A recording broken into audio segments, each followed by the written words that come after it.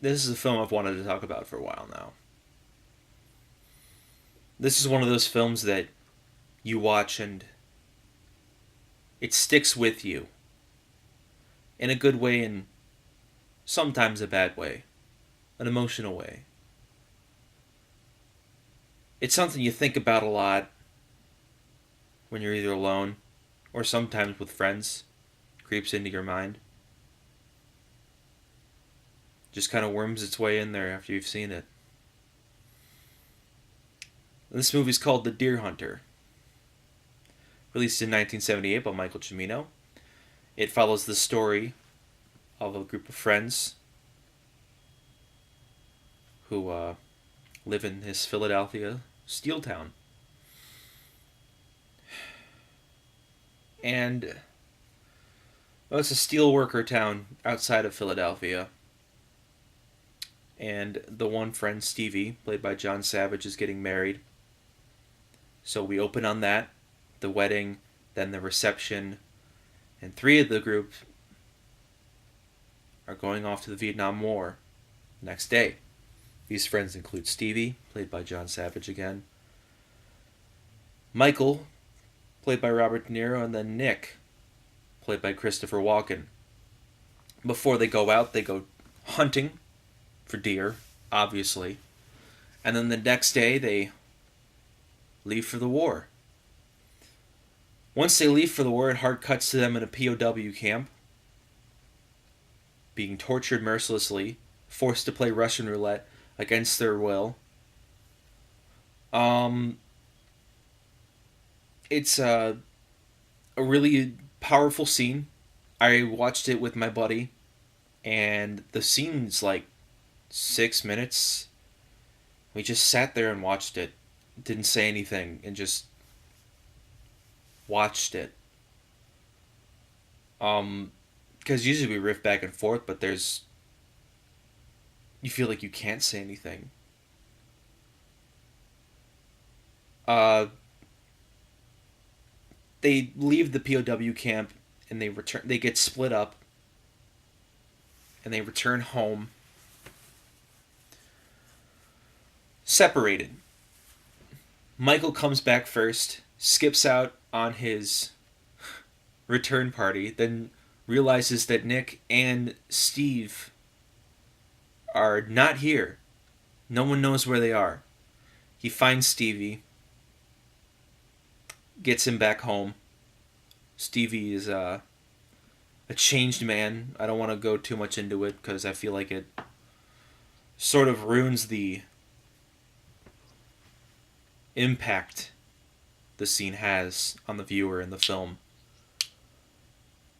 Then Stevie says he's been getting stuff from Vietnam. And Michael knows exactly who it is. It's Nick. So he goes over. He finds Nick in this gambling ring, underground gambling ring, where they gamble on people's lives as they play Russian roulette. So it comes to a hold, and the poster everyone knows is the one of, red bandana, gun to the head, and it's a very powerful scene. It's the last we see in the movie, essentially. And Mikey goes in and he goes up against Nick and tries to get him back.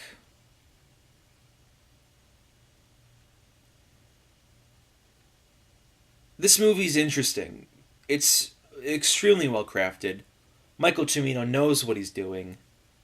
It's a shame that he ended up he became the best director and then a year later the worst director because of Heaven's Gate, which honestly really isn't that bad a movie. It's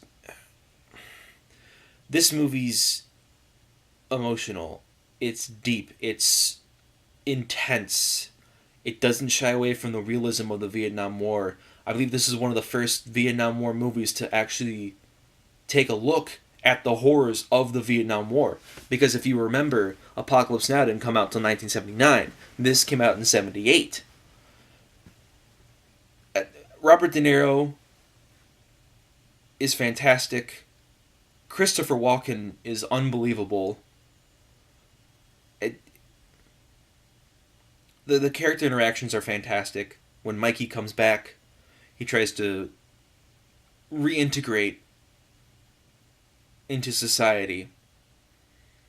And he can't really do it. There's moments where he's trying to talk to his friends, and these are some of the little things that I love about this movie. He's trying to talk to his friends, and there are slight pauses in between